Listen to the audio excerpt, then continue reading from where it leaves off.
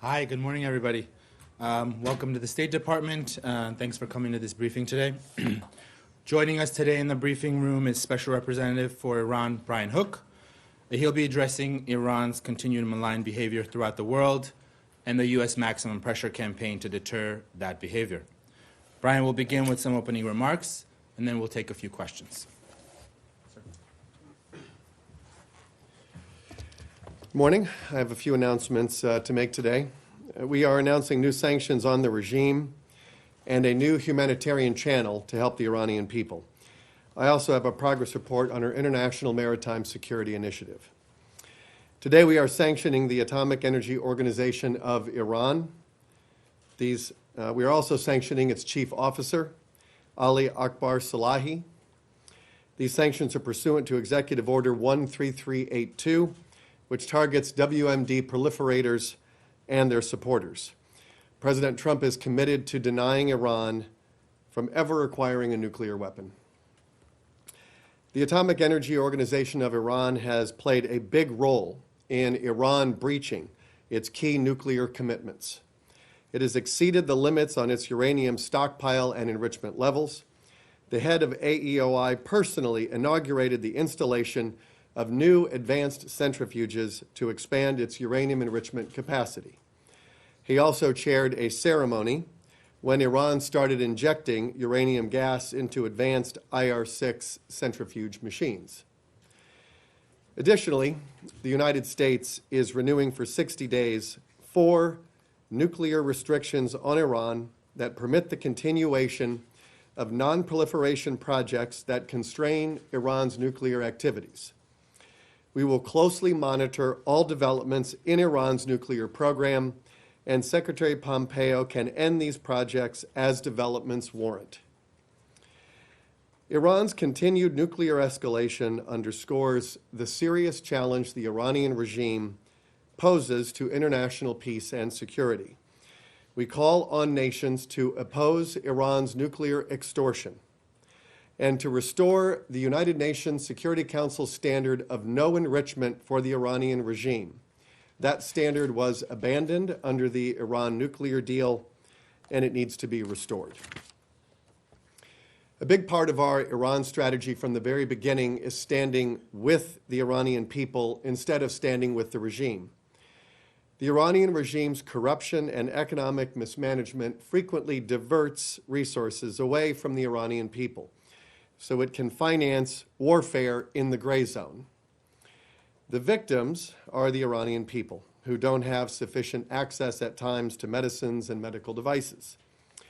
Today, in coordination with Secretary Mnuchin at the Department of the Treasury, we are pleased to announce that we have completed the sale and delivery of cancer drugs and transplant drugs to Iran. A few months ago, we announced we were working with the Swiss on a new financial channel for humanitarian goods. We want companies to take advantage of the exemptions in our sanctions regime for food, medicine, medical devices, and agricultural products. So it's a very good thing that Iranian cancer and transplant patients are now receiving critical treatments through this new channel. This channel applies strict due diligence measures to avoid misuse by the Iranian regime. While we work to provide the Iranian people with medicine, the regime makes no such effort. Last year, President Rouhani's chief of staff sent a letter to ministers seeking an explanation for the, quote, disappearance of over 1 billion euros intended for medical supplies. There are reports that 2 million euros intended for heart stents were instead spent on electrical cable. $180 million for medical supplies were instead spent on tobacco and cigarette paper.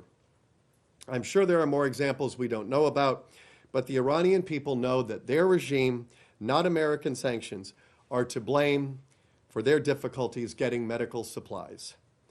I would very much like to thank the Swiss government, as always, for working with us so well to establish this channel. Finally, I want to give an update, a progress report on our International Maritime Security Initiative. This ensures the safety of shipping in the Gulf region and helps to disrupt and deter Iranian maritime attacks on commercial navigation. Earlier today, we marked the first change of command at the Maritime Security Initiative at its headquarters in Bahrain. Commodore Parkin of the British Royal Navy is now taking over control of the IMSC, and we thank the United Kingdom for their excellent leadership. We are proud of the effectiveness of our international efforts to secure economic commerce transiting the Strait of Hormuz and the Persian Gulf. We currently have participation from Albania, Australia, Bahrain, Saudi Arabia, UAE, the United Kingdom, and the United States. We expect further participation to be announced very soon. While the IMSC is separate from our maximum pressure campaign, I think it's important that the international community ensure to safeguard global commerce and freedom of navigation throughout the region, which is where so much of the world's oil supply flows through. Happy to take a few questions. Brian, I was wondering what you think Iran's calculation is that at the same time it is ramping up its nuclear program, it would also be allowing non-proliferation activities to continue by the IAEA. They would seem to be contradictory and counterproductive. Why do you think that is happening? It's probably a question for the regime more than it is for me. I can only speculate. The regime has used nuclear extortion for many years, and now that we're out of the Iran deal, Iran focuses its nuclear blackmail on the E3. And the European countries in the deal have initiated the dispute resolution mechanism because Iran has breached its nuclear commitments under the deal many times. It is hard to know whether that will lead to the snapback of UN sanctions and the end of the Iran nuclear deal. That's something for that the Europeans will have to decide, but they have initiated it, which I think does signal a growing impatience by the international community with Iran threatening to expand its nuclear program. More than half of the countries in the world that have peaceful nuclear power do not enrich. There is no need for enrichment. We need to restore the UN standard of no enrichment for the world's leading state sponsor of terrorism. It should have never been lost under the Iran nuclear deal. And if you want to get out of these discussions of breakout cycles and whether Iran is farther or closer away to getting a nuclear weapon, we need to restore no enrichment.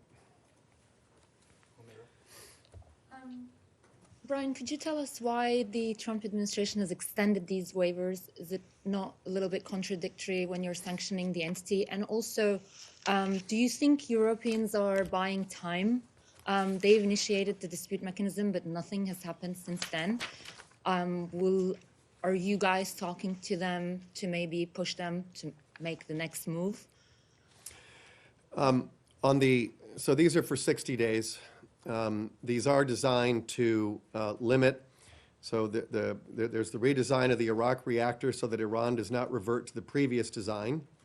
There is support for the existing nuclear reactor at Bushehr to prevent any need for Iran to enrich uranium for the reactor and to deny Iran spent fuel from which plutonium could be separated.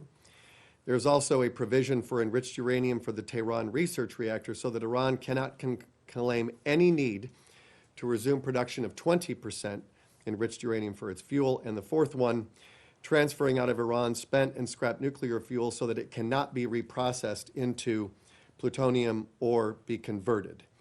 And so those are the restrictions that will be kept in place for the next 60 days. What was your next question? Do you think Europeans are buying time since they initiated the dispute mechanism, they didn't make another move? What are your conversations like with them? Are you pushing them to do something about it? If you look at Resolution 2231, it sets out a fairly elaborate architecture to resolve disputes. And so Iran is in breach. They've breached a number of times. The Europeans have shown a great deal of patience with the Iranians, trying to get them back into compliance, but that has not worked. And so now they've started this. There is no automaticity in the dispute resolution mechanism. I think it was given enough sort of elasticity in in this process so that member states to the deal can decide whether they want to go and end it or whether they want to buy time. And we'll have to see. Brian, you just said that Iran has, in violation of the enrichment and centrifuge, the UK foreign minister this morning said that they are very close to Washington position regarding a new agreement. So what is the left there in terms of agreement and disagreement? And just to follow up on the medicine, you just said that the Iranians has wasted all this money to make sure that the medicine reach the people that needed it. How do you guarantee that this new exemption, that actually it does reach the people that they need it? Well, we are, on the medicine piece, we have created a framework that involves the Swiss government and a Swiss bank, that companies that are located or that have offices in Switzerland can take advantage of this. And for those companies that do decide to do it, there's a very high bar for due diligence. The Iranian regime has a history of using front companies disguised as humanitarian organizations, and then when food or medicine or medical devices are then processed, the regime diverts them and then uses them for the regime elite, medicines for the regime elite, or they sell them on the black market to raise revenue for the government. They don't make their way to the Iranian people. So we have created a very high standard of due diligence, but we have now already had one company that has met that. And the cancer drugs and the transplant drugs have already been delivered, and the transaction has been processed. So this is not an impossible bar. It's already been met by one European company. There will be more companies that I have been talking with so that we can facilitate, especially medicine and medical devices. So you can expect to see more transactions moving through this. Instex, which is a favorite of this press room for asking me about, has not processed a single transaction. So we're very pleased that we've been able to process this transaction. It's the first one. There will be more to come. On the first question, Oh, sorry. the gap between the European and the U.S. position vis-a-vis a I new think agreement. that's another press favorite, the transatlantic rift over the Iran nuclear deal. Boris Johnson said a couple of weeks ago that he said that maybe we should replace the Iran nuclear deal with the Trump deal. And so we were very pleased. President Trump has asked the members of the nuclear deal, what's left of it, since it's going to start expiring in 8 months, to join the United States, to leave the deal, and join our foreign policy strategy, which is working. We have applied enormous pressure on the regime so they don't have the revenue that they used to fund their war machine and to fund their proxies. The regime is facing a financial crisis. They're facing a crisis of legitimacy and credibility with their own people. They're facing their worst political unrest in their 40-year history. And they're resorting to scare tactics like nuclear blackmail. So we have a policy that has helped to restore deterrence, that has weakened the regime financially. We're ready to make a new deal. The president has said that clearly. And so he has invited the members of the deal to join our effort, our diplomatic effort, to resolve our differences with Iran peacefully and get to a comprehensive deal that's much bigger than the nuclear piece. Hi there. Two questions. Regarding the standing with the Iranian people, State Department has opened the channel and asked Iranians to provide their messages. I wanted to know if you have an update on the number of the messages received from the Iranians and what are their demands or what are they saying. And on the second question regarding that 60-day waivers, is there a message that State is trying to send to the European EU3, China and Russia in order for them to join the maximum pressure? Thank you. I have no comment on any messages, no update on that, and there is no hidden message with the 60-day renewal. Go ahead. Nick. Did the U.S. threaten tariffs on European car imports if the E3 did not trigger the dispute resolution mechanism? Matt Lee asked that same question the last time I was here, and I didn't have any comment on it because it's a bilateral question. What else? One more question. Why does it matter if it's a bilateral question? I mean, it's Because we it's don't get E3. into deliberative discussions. So I can't confirm or deny it. But Matt asked that a couple weeks ago, and I answered it the same way. Yeah. Going back to the humanitarian channel, you mentioned the cancer drugs and the transplant drugs that have already gotten to Iran. Do you know how many Iranians have benefited from that transfer? And just with regard to timing of this channel opening, is it rewarding Iran for not killing any Americans in those airstrikes in Iraq? And then just second question, you talk about the benefits of this maximum pressure campaign. What would you say is the single most successful, measurable change that you have seen in Iran because of this maximum pressure campaign? So I want to say that there have been 3 shipments in this first transaction of drugs that are related to cancer treatment and transplant treatment. And so they've been delivered and the transaction's been processed. In terms of the accomplishments, when you go back to the beginning, and we've had sort of the same strategy, the president announced it in October of 2017. We updated it after leaving the Iran nuclear deal. But in its basic contours, it has been maximum economic pressure to both deny the regime the revenue it needs to fund its malign activities and to fund the work of its proxies. It's standing with the Iranian people.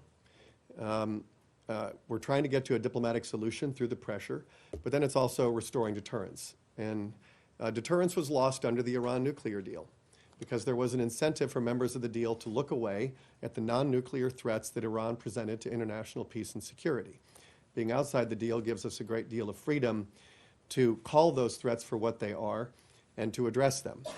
The killing of Qasem Soleimani was only the most recent example of us making clear, and we've been doing this since, a year and a half now, making clear that there will be consequences if Iran attacks American personnel, American interests, partners, and we promised decisive action, and the president took decisive action.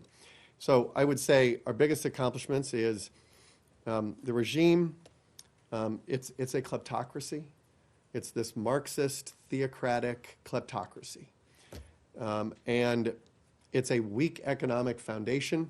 And so our sanctions are targeted very narrowly at the regime, so it doesn't have the money to spend, as it usually does, on Hamas and PIJ and Hezbollah and proxies in Iraq and Syria and underground cells in Bahrain and the Houthis in Yemen.